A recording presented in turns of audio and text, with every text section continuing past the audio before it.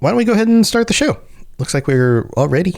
I'm sure more people will show up. I guess so. I guess we could do it. I guess we can do a show. Okay. Well, I've got my buttons here. I'm going to hit button. Here we go. You hit that button. Welcome to The Witcher Lorecast, the show that explores the vast lore behind The Witcher games, show, and books. Witchers, welcome back to The Witcher Lorecast. This is your host, Tom. Or Robots. You can call me either of those. I'm cool with both. And I'm here with Toasty, or... You don't have an or. Nobody knows what your actual name is. Or Toasty. Maybe that is your actual name. Maybe your mom named you Toasty. That'd be weird. That would be. But you and Genesis know my actual name. We're the only two people in the entire world. Yep. The only people in all of existence. Yeah. And which is weird because you're married. It's not like your wife knows your real name. She calls you Toasty too, which is super strange. Hey, look, she's fine with it. Yeah. So anyway, welcome back to the Witcher Lorecast. We're not going to talk about names the rest of the show because we've got another super cool episode to get into. Toasty, it says here in the show notes that we are talking about Bernard. Is that like Band-Aids?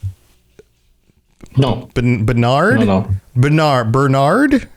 Yeah, St. Bernards. We're talking about dogs today. Dogs. I figured, people would love to listen to us talk about dogs. Yeah. Kinds of dogs. You might think that we're talking about like good boys that are there to, be your best friend. But St. Bernards in the world of The Witcher are dangerous monsters. Yeah. So we're doing another bestiary episode. Yeah, totally.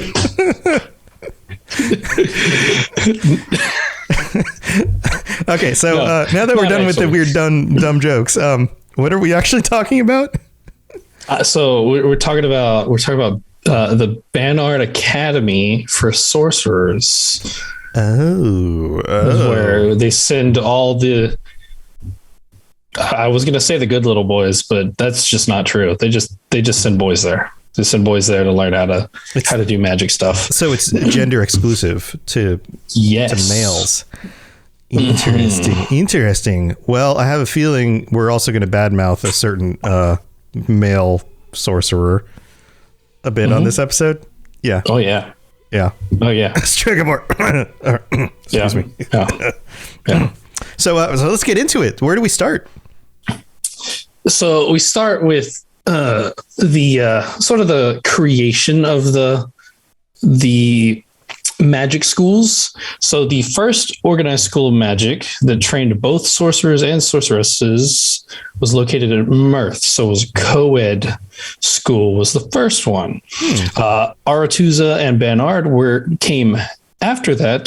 Aretuza, of course, being the one for females only, right. And then Bernard being male only. That's the one that we see a lot of in the show because we watch Yennefer and her upbringing in the school and Tisea and Aretuza is a very central location to or in the Witcher story.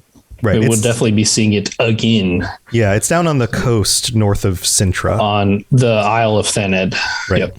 Right. So, following the scorching of Mirth by Falca's troops, the surviving male staff of Mirth moved to Bernard around the 1150s after Gerhardt died during the Thanedd coup, which is a future event.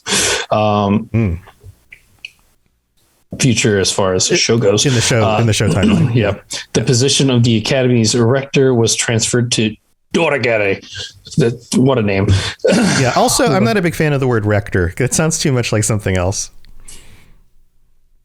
This is words they do. Words as words go. To be fair, Doragere is kind of an ass. Well, okay. Maybe that's why. Maybe that's the specific reasoning. The rectum ring. Yes. Yep. Bernard is a sorcerer's academy dedicated to teaching male students about magic, as well as one of the major seats of power for the Brotherhood of Sorcerers since the fall of Mirth during Falca's rebellion. it is often considered the inferior magic school in comparison to Aretusa. So the sorceresses are a bit more powerful, a little bit more high. Yeah, so they esteem. actually test this. They do like kind of competitions, or just like look at the results between students of Aretusa and students of Banard, and the women always seem to come out on top as far as results. So I'm cool with women being on top. Wow, that didn't sound. I actually don't think you meant to phrase it that way, but I mean, I'm pro-feminist. Like, I'm cool with, like, anyway. Or both. I'm fine with both. both aspects. That phrase. Both interpretations. Cool with. Anyways, it is located outside the city of Banard. Geez, words are hard. Inside the walls of an ancient, abandoned elven palace. It is reinforced by its own set of walls, as well as those of the palace that were there prior, and sits upon an ancient tomb. It has a garden that blends directly into the forest surrounding it. Toasty, have you ever had the opportunity to travel and see like castles and things in real life? Unfortunately, no. The remains of stuff. A few years ago, I was fortunate enough to be able to go to Europe and see some, like the remains of some things. And because here in the United States, for anybody who's an international listener, we in the United States don't have a whole lot of historical buildings older than, say, the last 100 years, depending on where you live. I have, but not in like the European style. I've been to China, so I've been to the Forbidden City, the Great Wall, the Summer Palace. Okay, so you have a sense of that. Obviously, a lot different than like the European architecture. Right. Well, one of the cool things, like when I got to visit London, is that you still see the remnants of the old city walls, like through the middle of the city. Like you can be just traveling down a road or walking somewhere and you come across the remnants of a big old, stone, what used to be fortification. And it's just kind of there in the middle of the city. Nobody's moved it. It's just kind of there. So that's kind of the picture I have when I think about a place like Banard, is that you have the remnants of the old walls, which are probably pretty busted up and old looking, but still work as walls as long as they're enclosing something. And then you have the new palace and fortress. Yeah. It probably has, if we were to take the show's example that they did of like when they went to that elven like monument or during season 2, like that, but then kind of surrounding it is a bit more like human architecture. So a lot more like standard as far as like walls go, and like supplementing with things. So it's probably a strange like amalgamation of like elf and human. Right. And then ancient and then maintained modern, or at least modern for their time sections. Yeah. It's kind of a cool combination. We don't get a lot of that in the United States. Our buildings just aren't that old. So, okay, cool. All right. So the student base consists of a diverse group from illegitimate children of nobility to abandoned orphans found dying on the street. Tuition runs at an annual 1,200 Novigrad crowns. So that's per year. Dear God. That's, that's a lot, right? Like that's like a loaf of bread. Novigradian crowns are like the highest form of currency in the Witcher universe too. Like, so yeah, it's expensive. Like you're getting like, let's imagine this is the equivalent of paying for a haircut. How many haircuts would that buy? This is my standard of measurement for money, just in general. Like, like standard measurement on the internet for like showing an item and an item at scale is a banana. This is my like money at scale. I'm guessing this is probably the equivalent of several thousand haircuts. Probably. That'd be my guess. I'm actually curious because I know that you can get a haircut in Novigrad. That's true. In The Witcher 3. So now I want to know, how much does a haircut cost in The Witcher 3? Does anybody know? How much does it cost? Maybe we should, here, I'll look it up. You keep talking. 10 crowns. 10 crowns. Okay. So and that's 5 like for a beard. So that's 120 haircuts. Of haircuts. That's a lot of haircuts. Most people don't get more than, say, I mean, even if you get a haircut every month, that's only 12 in a year. That's a lot of haircuts. So. Switch in bed asks how much does a haircut cost me. I've been cutting my own hair because of COVID, and then I just stopped wanting to go pay for them and have to sit in a chair where somebody talks at me. So none. My haircuts are free. Yay. Anyway, moving on. With the price of education having been agreed upon by both Banard and Aretuza. So this is actually an agreement of like how much they would charge for tuition, and they adhere to that agreed upon price of 1,200 crowns. Banard maintains a bargain of unlimited credit in the Cianfanelli Bank, as well as accepting tuition payments from the Vivaldi Bank, which I'm sure there's probably a lot of student loans, because like they accept people like children found on the street. Mm-hmm. Those children can't afford to pay tuition out the gate. No. So like, I'm sure student loans are like a big thing. Yeah, the real world problems here in The Witcher. Yeah. Yeah. They don't ever talk about the real world. They also have an exchange program in place with the Oxenfurt Academy. It's just to like, as far as expanding like knowledge and stuff like that, because the Oxenfurt Academy isn't specifically magic based, but I'm sure they have I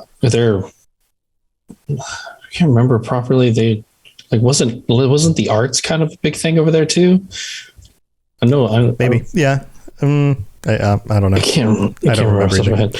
Yeah, somebody's yelling at their radio right now. Like, oh yeah, totally. This is what. No, you idiots! Why didn't you? Ben, yell at us. So you're doing it probably.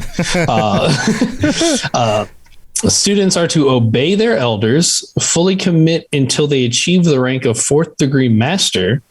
So you can't pause halfway through your education. Like you got to stay to do it, and follow a strict order of rules, though not as strict as Aretuza, which maybe that's why Aretuza has better results. Maybe. Yeah. It seems like if all the teachers are like Tisea, then they've also got some really, really strict, like scary teaching going on. And maybe that instills a certain level of competency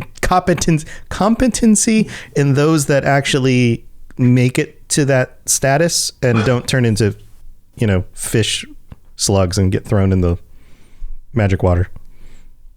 An example of one such rule is that all magic is restricted to classrooms, and violation of the rule results in a temporary anti-magic field being placed upon the student. So you can't use magic at all for a little bit. All right. So it's like, don't do magic outside of your classroom. Okay.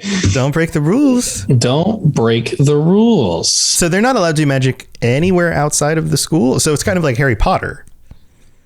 Yeah, but like you can do magic in Harry Potter, like outside of classrooms and stuff. Like you can well, you don't want to get caught doing it. See, I mean, it depends on what you're doing. Like if you're walking around like Harry, Ron, and Hermione doing stuff they're not supposed to, then yeah, you don't want to get caught. But like turning muggles into frogs, you like practice spells and stuff.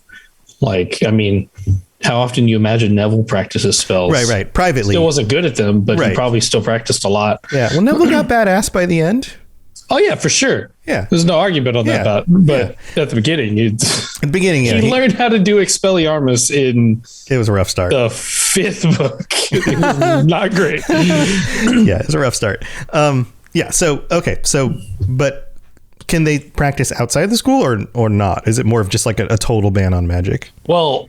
So they can do it after they graduate, I believe, but not as students. You got to stick in for the full 12-year curriculum because that's how long it is. Wow. even though the rules weren't as strict as other places, some of the students weren't cut out for this environment. So a lot of the students who passed the entrance exam ended up being too lazy or unintelligent to succeed at the curriculum that was set. Generally nobles, as far as the laziness goes, and maybe the unintelligence. Nobles nobles were lucky, however, because if they weren't cut out and were expelled from the school, they could generally find jobs in like the military or policing forces, stuff like that. So they actually had somewhere to go. Lower class students who were expelled generally had to resort to a life of crime in order to get by, or find a different sorcerer that like wasn't attached to the school. Like there's some, I mean, kind obviously of a mentor. There's some out there like wandering around and whatnot, and hope to continue their education and get lucky that way. However, the Kaidwen Secret Service usually waited just outside the school for said expelled students so that they could get new recruits. So wait, so they took the ones who weren't good enough to make it through the program as just like, well, we'll take you because at least you have some magic ability. Yeah, it was hilarious. It's just like just like chilling on like the outside wall, and just like someone walks out of the gate with their bags and like, hey, they look all you bummed. Want to join the Kaidwen Secret Service? Right. Yeah, sure. I guess I got nothing else to do. They got their backpack, their heads kind of slumped down, and they're walking out like kicking the dirt as they go like, and they're like, hey kid, you look like you're bummed out. How about an opportunity? Well, I mean, imagine also because like the sorcerers, like they are faithful to the Brotherhood generally. So like getting the expelled, like they don't have any loyalties, so they can guarantee loyalty to Kaidwen and only Kaidwen, because I'm sure they don't want to like have someone who's got split loyalties and may end up siding against them at some point. Yeah, that like, makes sense. Secret Service is like the people that like protect the royalty. Like you need them to be loyal to the royalty, and that is all. So yeah, you've got one job, buddy. Yeah. I mean, I guess if you're the nobility, then you've got probably connections. They can pull some strings, get you some other job somewhere else. But if you were one of those kids that just came from nothing, then at least you got an opportunity. I'm sure a lot of them took it because there wasn't a lot else out there. Dath in chat says U.S. Army type beat. Like, unfortunately, that's why a lot of people sign up for the Army, because they just don't have other opportunities. It's not because it's their first choice necessarily. For some people it is, but for some people that's just what they got. That's what they could get, so that's what they took. Yeah. That was a consideration that I made whenever I was in high school. Yeah. And then I had a lot of friends who signed up and did stuff. One of my best friends when I was in high school ended up in the Navy, and then after 3 years got out as soon as he could and went and did something else because it just wasn't for him. So it happens. Yeah. That wouldn't be me either. Yeah, I feel like you and authority wouldn't go well together. I'm not great. That's the thing I had to come to terms with. I was like, I would not be able to do this properly. This would be bad. Yeah. This would be real bad. We'll tell you what, why don't we take a break and thank our patrons, and then we'll come back. What are we going to talk about when we get back from the break? We're going to talk more about what their curriculum entails, and then we're going to talk about some of the people that notable members. Yeah, notable members. This will be cool. All right, don't go anywhere. We'll be right back. Very well. Let us get this over with. Something has infested my vineyard. Great. Let me go prepare my something oil then. All right, here we are in the middle of the show. We don't have any new patrons this week, but we do want to say thank you to all 15 of you, including Ben of Temeria and Bane, the hospital guy, our hire vampire tier 5 members. Thank you so much. If you guys have been enjoying the show, if we're helping you get through your workday, your drive to work, your workout, or maybe you're super bummed out because you got kicked out of like a magic school and they tried to hire you for Secret Service, then go to patreon.com/WitcherLorecast. You can get ad-free episodes. You can get t-shirts. You can join us on future episodes of the show. There's a bunch of other stuff as well. Go check that out. See if there's anything you'd like. And we would really appreciate the support. So thank you to all of our patrons. You guys are absolutely the best. Also, we don't have any new reviews this week either. It's been kind of a slow week. So if you want to help us out, we would love for you to just take a minute of your time to go to Apple Podcasts. Even if you don't listen on Apple Podcasts, you can still search, just Google it. You'll find it. You can log in, leave us a 5-star rating with some words. We'll read out your words on a future episode of the show in order to say thank you to you. Also, if you listen on Spotify, you can drop us a 5-star review on Spotify as well. I haven't checked the number recently, Toasty. I know 225. I checked today. 225? We're at 225, 5-star. Well, they're not. I don't know what the majority 4.9 rating overall, so yeah, pretty high. Most of them are 5-star. That's awesome. Thank you so much, everybody. That really does help us show up more in search. So thank you, man. We were one of the original goals was 250 ratings, and that wasn't with like the money goal for Patreon would also have gotten you to dye your hair. So we're actually pretty close to that. I don't think you're going to dye your hair again, though. It seems to me that is not a thing that you will ever do again. I refuse. Yeah. So, but thank you to everybody who takes the time to help support the show, even just sharing it with your friends. We really do appreciate it. All right, let's move on with the rest of the show. You smell of death and destiny, heroics and heartbreak. It's onion. Right, yeah. So during the mid-break, we got a lot of comments from chat, including 2 Girls, 1 Ship was kicked out of magic school. I feel so bad for you. I'm so sorry. We have Blixa the cat says, I have 2 more listening to the show. They love it. Thanks you, Blixa. That's awesome. And then Ben of Tamaria says, haha, we need a new goal for Toasty. All right, guys, we'll start brainstorming what you think another goal would be, and we can add it to the Patreon. See, look, I'm more than willing to get a Witcher tattoo, okay? That would be cool. I'd rather get a tattoo than dye my hair again. How awful is that? Yeah, I still need to get a Fallout tattoo and an Elder Scrolls tattoo from those Patreons because I haven't done it yet, partly because, well, COVID happened, but then partly because I just haven't found a design I really want yet. But man, we could shoot for like a $500 a month goal. And if we get that, maybe you and I both get tattoos. That would be cool. I'm down with it. Cool. Is that the goal? Is that the goal we're setting now? I mean, I think that's a pretty solid goal, right? Like we split that $500 that pays for tattoos, right? Yeah. Yeah. Maybe you guys could send us some design ideas. I don't know who's good at art, but if you got some ideas for some tattoos, send them to us. We'd love to see them. So yeah, that'd be awesome. All right. I am cool with user design tattoos, but I have the right to veto anything that I don't like. Mm-hmm. Yes. And Toasty's going to put the tattoo on his face. It's going to be a face tattoo. I'm not. No, I'm not. Not a face tattoo? No. Okay. Not a face tattoo. Are you getting a face tattoo, Tom? No, I was just volunteering you for it. No, that's not how that works. Oh, okay. I do not consent to this. I will never be employed ever again. Anyway, let's. I feel like violated here. I'm just going to quit. No, I give up. I'm done. All right, well, let's move on with the episode. So, what else is there about the whole education system going on here at the school?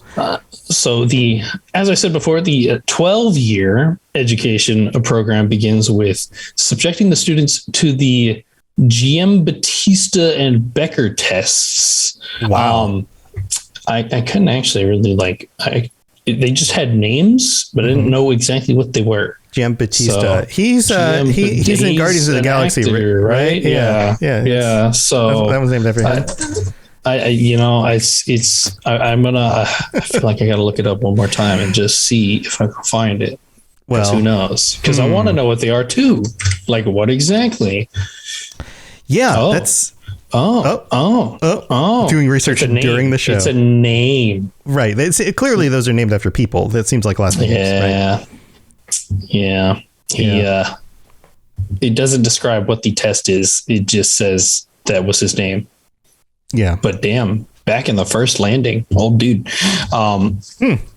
but it is used to determine the magical branches best suited for each adept. So we know the purpose of them generally. The subjects taught are many, including meteorological magic. So that's like, say that word. That's like what? That's like summoning. It's like weather. It's like weather. Oh, it's not like summoning meteors. I don't think so. No, because that would be really cool. There's a spell in like Final Fantasy 3 or something called Meteo. That was the first time it showed up in the game. It was a big deal. I mean, Thanos has meteor summoning magic. He did pull a moon at Tony Stark. That's true. And he was very upset about it. Pyrokinesis, which is fire magic and generally is frowned upon practicing. Tyromancy and necromancy. Tyromancy. That's like being a tyrant? Probably. The magic of there's a lot tyranny. Of them. We know there's a lot of them. This is a form of... What? I didn't look this up before. This Tyromancy is a form of magical divination which features the use of cheeses and their gradual maturing. It's cheese divination. Oh, that's amazing. That's almost like phrenology, but with cheese instead of people's heads. That's amazing. I'm sorry. I should have looked that up before. Right. Tyromancy, a form of magical divination which features the use of cheeses and their gradual maturing. Different aspects such as the depth of the cheese, the type of mold, and the scent can help predict different things. That's amazing. That's probably got to be like the smelliest kind of magic that you can get into. Also, I bet a bunch of tyromancers are just like overweight because they're probably just eating cheese all the time. They're just... Well, I mean, they got their sorcerers. They do the same stuff kind of as like...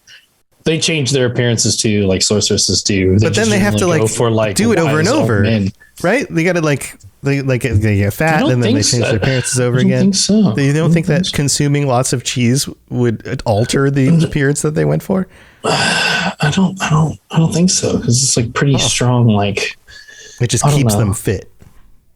Yeah, I mean, like I imagine that like the women over at Aretusa aren't exactly like starving themselves and like that's probably true.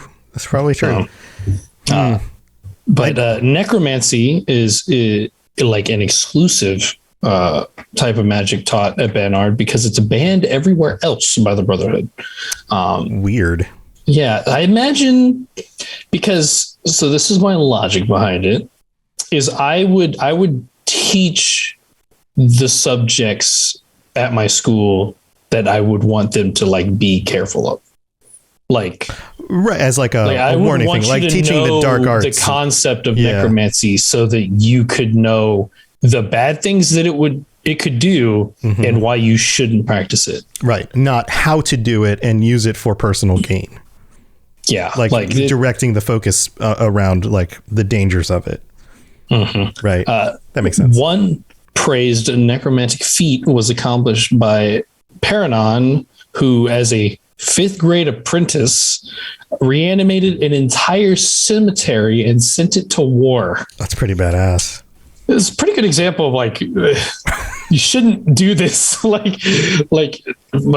oh my god, but if you really need an army, 5 years out of 12, and he was like bam, cemetery. I mean, if you really need an army in a pinch, then pulling a bunch of skellies and zombies out of the ground in a cemetery, it's probably helpful. Yeah, probably. But like, oof. Studies of necromancy aside, the Academy has boundaries on it, and delving too much into the subject could result in expulsion. Yeah. So they do generally prohibit at least an aspect of it so that you don't, I guess, raise a cemetery and use it to attack the school or something. Or become a lich and then try to suck the life out of everybody around you. Yeah. It would also be really bad. Yeah. Yeah. Probably not a good idea. like Risburg Staff. I can't remember. I know we've mentioned it in the past. Risburg being where they did lots of like magical experiments and where they created the first Witchers. The learned men of Banard dabbled in experiments. They would even also in the older days they would tutor sources with magical potential. So like Siri, People like Siri. So they tutored Siri people. That was some serious tutoring. That's a good one. Thanks. I give you credit for that. All right. And even experimented on them to determine their unique capabilities. And now after they have become quite rare, they focus more on schooling and controlling, which is like not great. Huh. It's not great because we all know what we know what to expect with people wanting to control Siri and make her do things for certain. And it's like it's not great. I don't think she's down with that. Yeah, they even just a gut feeling. Yeah, they even did a lot of experimenting on Eberhard of Rivia. I got another of Rivia when it was discovered that he had lycanthropy, and they decided to do experiments on him until he fled because I'm sure he was tired of being experimented on. But he was a fourth grade student at the time. Yeah, so he was like a kid werewolf.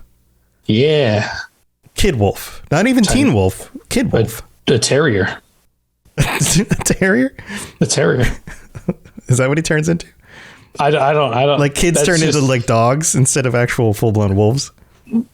Maybe that's just like a thing. Cause, with this current campaign of Critical Role, they have a gnome character who can turn into a werewolf. And it's like, you're a gnome.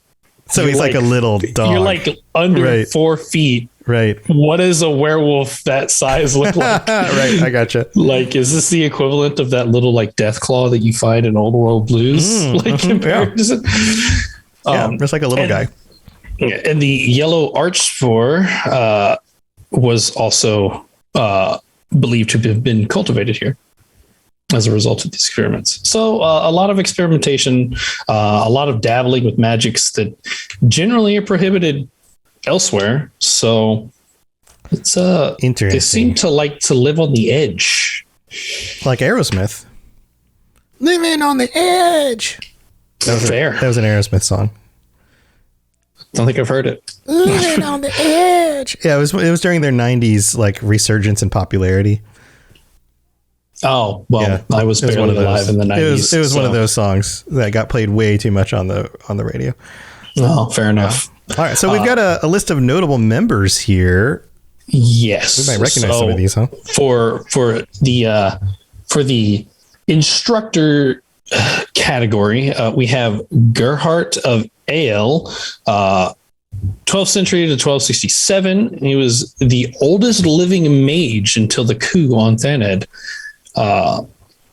So he was very old, very experienced. He was the first chancellor, which I believe is their, I guess, like the person who runs the school. Mm-hmm. In charge dude.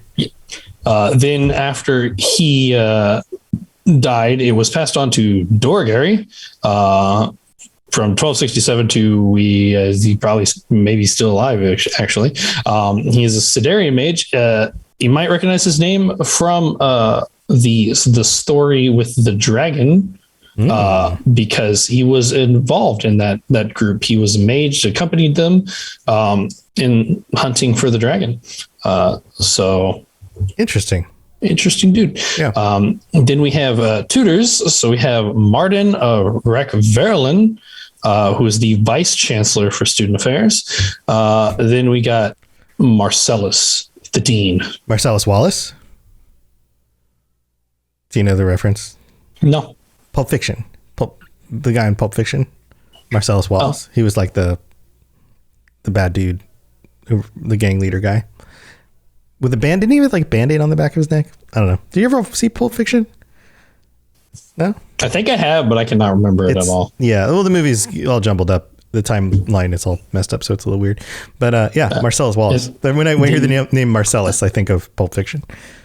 And then we got Jochen Brandt, specialist in post-conjunctive species. Fancy title for the monster expert. Yeah, because monsters didn't exist pre-conjunction, so this is only things that occurred later. Would that also include humans? No.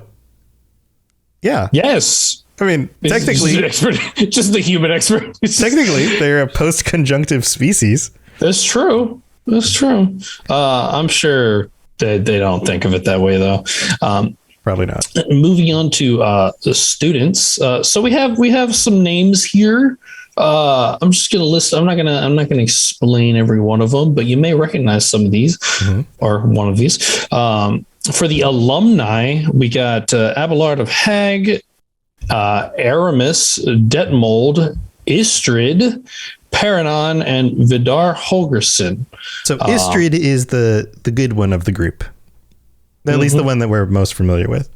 Definitely the one we're most familiar with. Yeah, as we know from the show, he attended Barnard and then moved on to study any and all things monoliths because he was obsessed with monoliths and had no other priority in his life except for monoliths. Do you think that's the equivalent of like buying a sports car in the Witcher universe is an obsession with monoliths?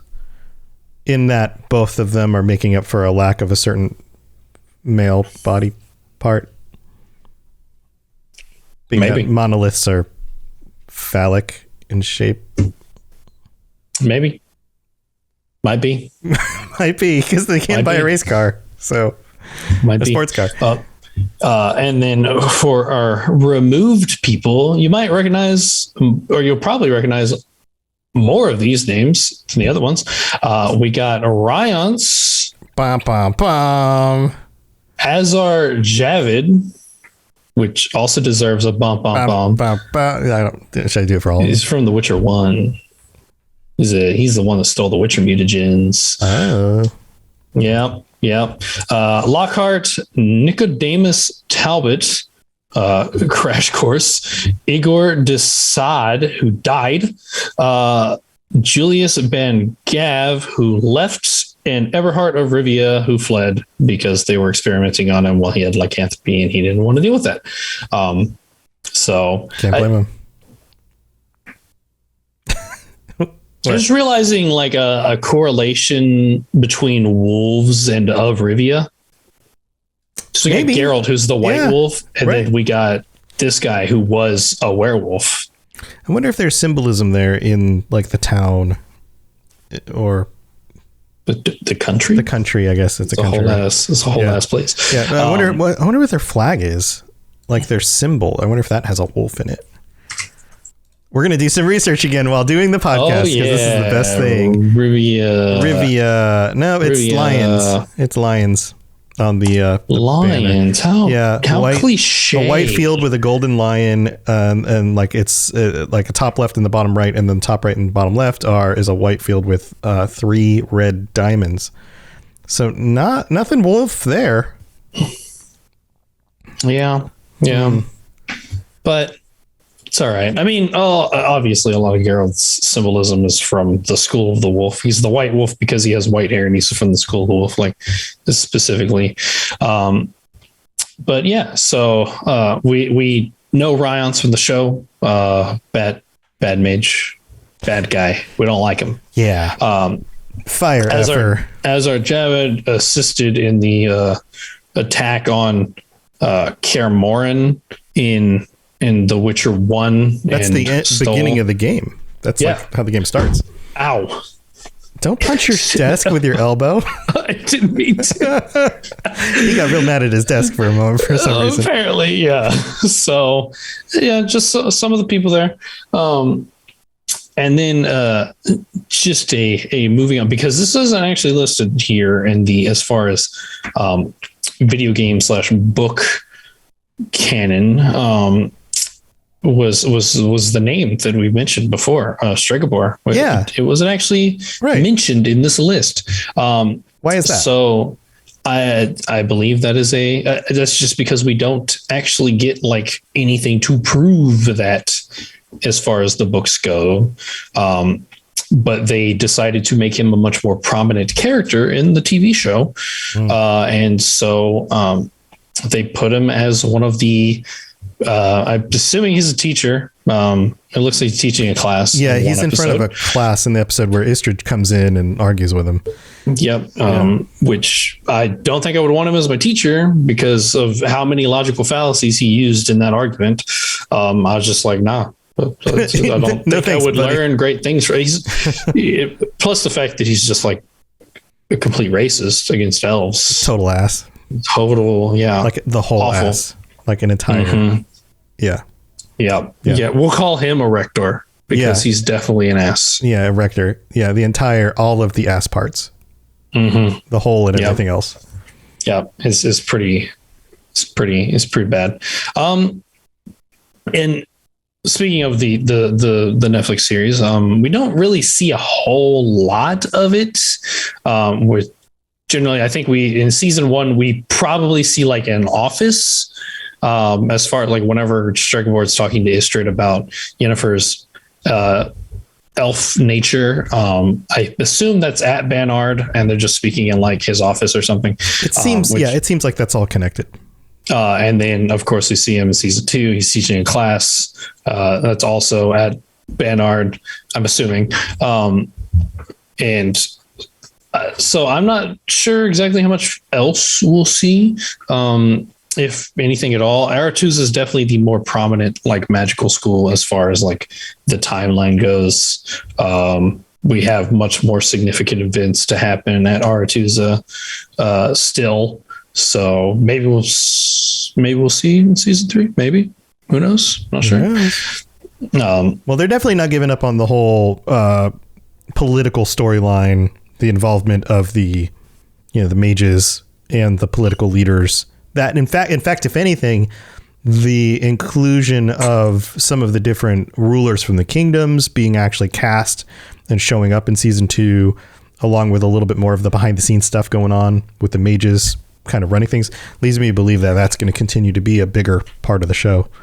I think what they're trying to do is really fill the hole that Game of Thrones left with a certain level of political intrigue, along with the whole, fighting monsters and that side of things. But it does like adhere to general like story of The Witcher. Like politics are a big aspect of it. Like, right.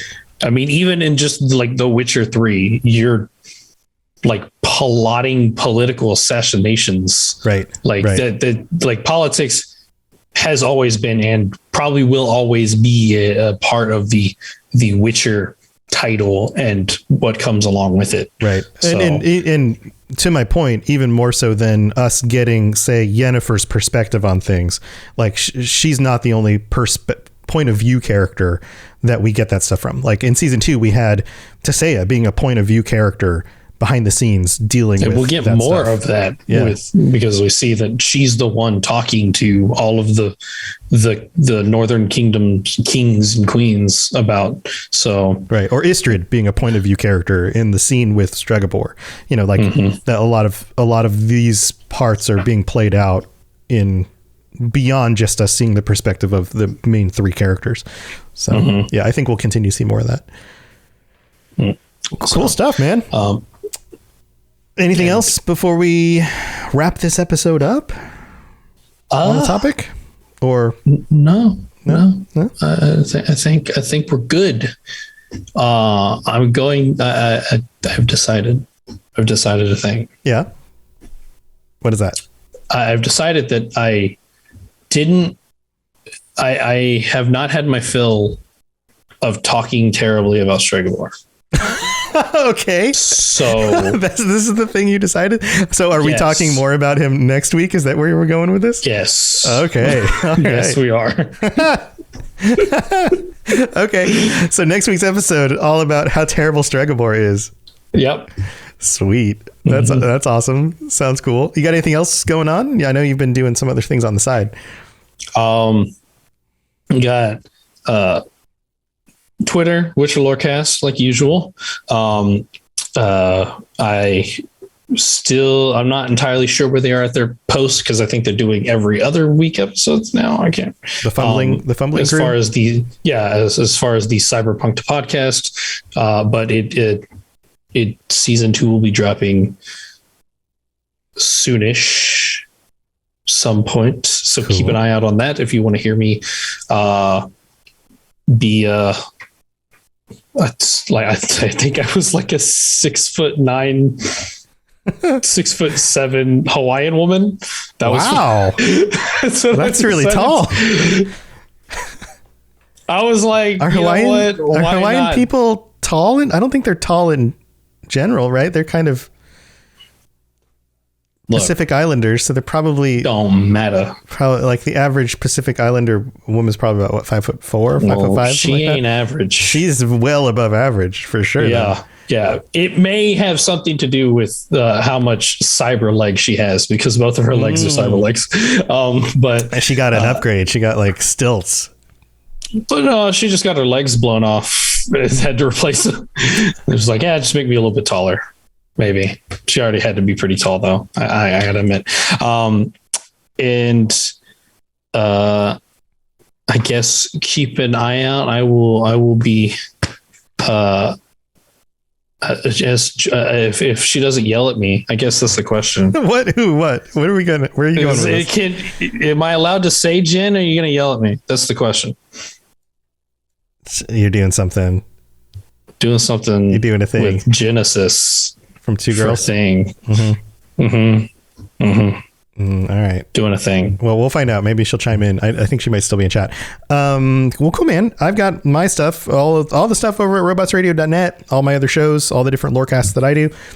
Two Girls, One Ship. She says, go for it. She said, go for it. Okay. So if you've been around for a while, back in the days, whenever I was just but a quaint cyberpunk lorecast patron, you know that I have a certain preference for a particular romance in cyberpunk, and I will be joining the Two Girls, One Ship to talk about said romance. Oh, the Judy episode, eh? The Judy episode, May 20th. All right. So if you want to hear me talk about Judy,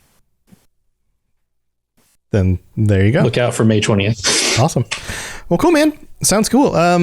I already talked about my stuff. We'd love for you guys to come join us during the live show, as a lot of these people are chiming in while we talk about this stuff. It's always fun to see the chat happening. This show is live on Monday nights, 9 p.m. Eastern, 6 p.m. Pacific, over on the Robots Radio channels. So Robots Radio on YouTube and Twitter and Facebook. Come join us.